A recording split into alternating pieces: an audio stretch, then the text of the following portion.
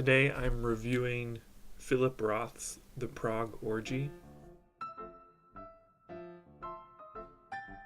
It's worth noting that this is intended as the coda of his trilogy, which is named the Zuckerman Bound series. A little bit about that series. It's made up of 3 books: The Ghostwriter, Zuckerman Unbound, and The Anatomy Lesson. The first book, The Ghostwriter, is kind of setting up this narrative of the main character, Nathan Zuckerman. In that book, he's a young writer in his 20s, and he goes to study with one of his literary mentors and heroes. And while he's there studying with the man in his house, he begins to fantasize about another student who's there studying, a woman, and he fantasizes that she is an Americanized Anne Frank. But the whole time the ghostwriter is setting up this idea that persists throughout the Zuckerman Bound series, that art and imagination have a way of taking on a life of their own and can get out of hand. So overall, I found the Prague Orgy to be very approachable, which was surprising considering The Anatomy Lesson, which is again the 3rd book in the series, was quite difficult to read.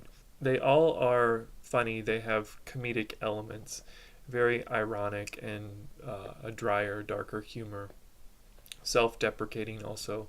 There was a little bit more agency to the plot in the Prague Orgy. Whether it even matters that much in the end, I don't think so.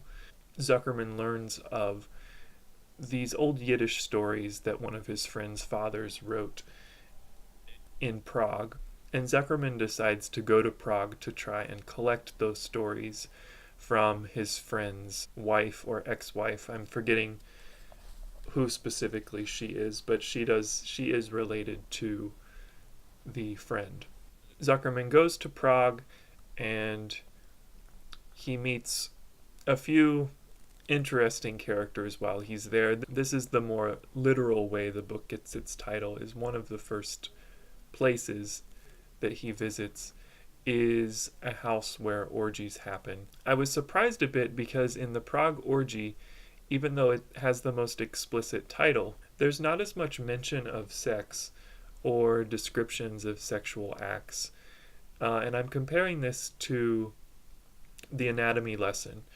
Rather, since the Prague Orgy is a very compressed narrative, it's under 100 pages, there's not as much time for Philip Roth to be going on describing some of these sexual practices. Anyway, Zuckerman learns that everything is under surveillance while he's in Prague, and it makes sense. Historically, this is an era of totalitarianism and communism. So a lot of the characters are warning him that he's being taped at all times, and there's cameras everywhere watching him, that there are secret agents and policemen that are following him around.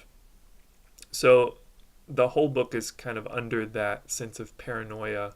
This results in Zuckerman being detained and sent back to the United States.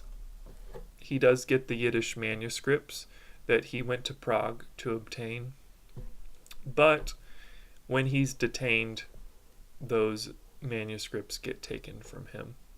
Another theme of the whole Zuckerman Bound series is that this writer is struggling to understand his identity. In the book Zuckerman Unbound, which is my favorite of the series, he is a writer that has grown very famous. Father dies towards the middle of the book. His brother disowns him. He's left in this state of, I'm Jewish, but I don't have any relationship with the faith or with Zionism as a political statement. And also, in a sense, I've lost my identity as a person of a certain family. I have no other relatives that share my name or my stories.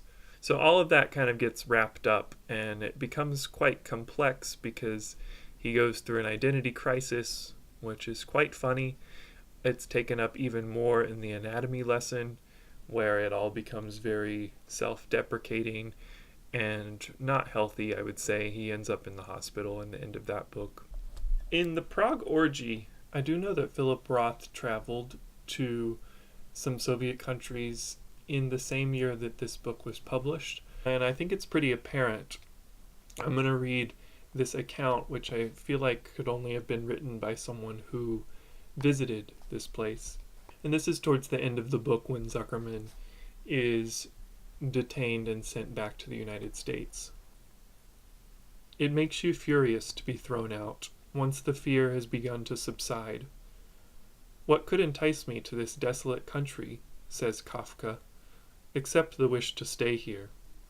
Here, where there's no nonsense about purity and goodness, where the division is not that easy to discern between the heroic and the perverse, where every sort of repression foments a parody of freedom, and the suffering of their historical misfortune engenders in its imaginative victims these clownish forms of human despair. Here, where they're careful to remind the citizens, the phenomenon of alienation is not approved of from above. It's just a super dense, compressed, beautiful, and poetic, truthful sentence that I think Philip Roth is known for. Not only does it tell you about the place that he's just left, but it also is a commentary on the United States, where he's going back to. Again, the Zuckerman series is all about one's identity, and if it's possible to shed that identity if you just want to, and the process one goes through to do that.